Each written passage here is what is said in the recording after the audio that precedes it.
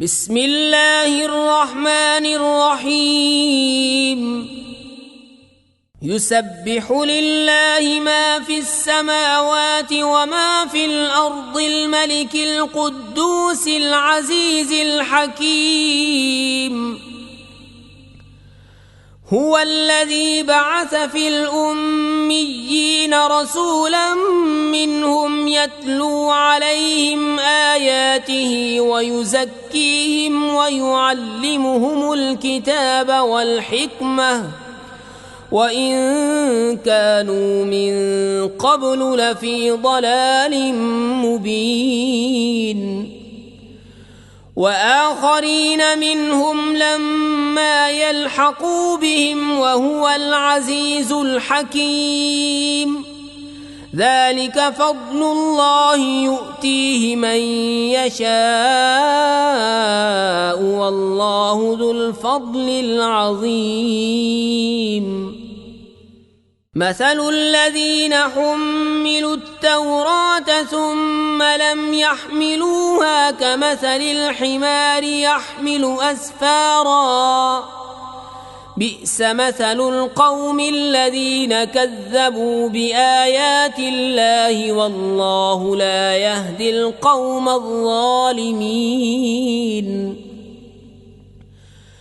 قل يا أيها الذين هادوا إن زعمتم أنكم أولياء لله من دون الناس فتمنوا الموت إن كنتم صادقين ولا يتمنونه أبدا بما قدمت أيديهم والله عليم بالظالمين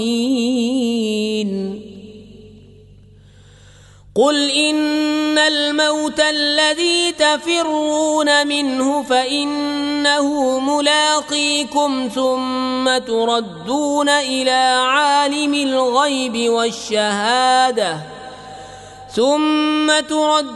إلى عالم الغيب والشهادة فينبئكم